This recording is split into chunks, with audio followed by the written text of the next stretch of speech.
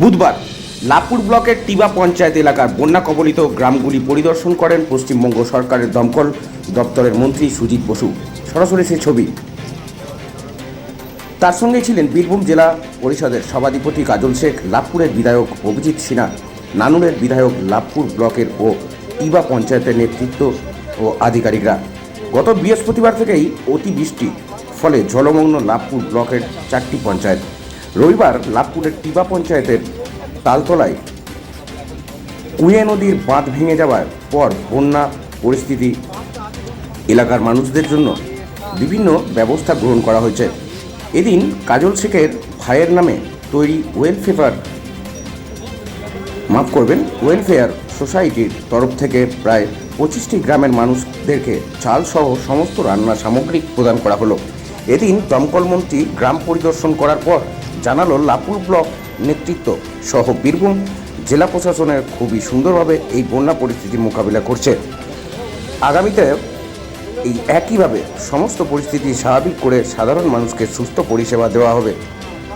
কি বলছেন সরাসরি শুনবো সুজিত বসু, দমকল মন্ত্রী। বীরভূম থেকে মদন দালালের রিপোর্ট, ডেলি নিউজ। প্রথমত বলি, মাননীয় মুখ্যমন্ত্রীর নির্দেশে আমি আজকে লাভপুরে এসেছি। এখানে লাভপুরে বিধায়ক আছে, আমাদের কাজল শেখ আছে, সকলেই আমাদের এবং আরও নির্বাচিত যারা প্রধান থেকে শুরু করে সবাই এখানে আছে, নেতৃত্ব আছে। যেটা দেখলাম ভয়ঙ্কর ব্যাপার যে নদীর বাঁধ ভেঙে যাওয়াতে প্রচুর কৃষি জমি যারা চাষ করতো এখানে তাদের ক্ষতিগ্রস্ত হয়েছে এবং কয়েকটা গ্রামের মানুষও তাদের বাড়িঘর ভেঙে গেছে। আমাকে মুখ্যমন্ত্রী বলেছিল তুমি যখন বীরভূমে যাচ্ছ এগুলো দেখে আসো। আমি স্বাভাবিকভাবেই এটা দেখেছি এবং ইতিমধ্যে আমাদের ত্রাণেরও ব্যবস্থা হচ্ছে, ত্রাণ দেওয়া হচ্ছে তাদেরকে। এবং একটু আগে কাজল শেখও বললো সে একটা গ্রামে গেছিলো, ঘুরে এসছে, থানাও দেখছে, সবাই মিলেই বিষয়টাকে দেখা হচ্ছে।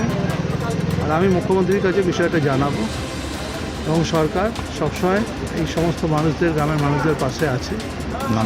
নানুরের বিধায়ক আছে, নানুরের বিধায়ক বিধানও আছে আমাদের মধ্যে, সবাই আছে আমাদের মধ্যে। আমরা এটা নিশ্চয়ই মুখ্যমন্ত্রী প্রচারে আনবো। স্যার, ক্ষয়ক্ষতির পরিমাণ কি দেখলেন মোটামুটি?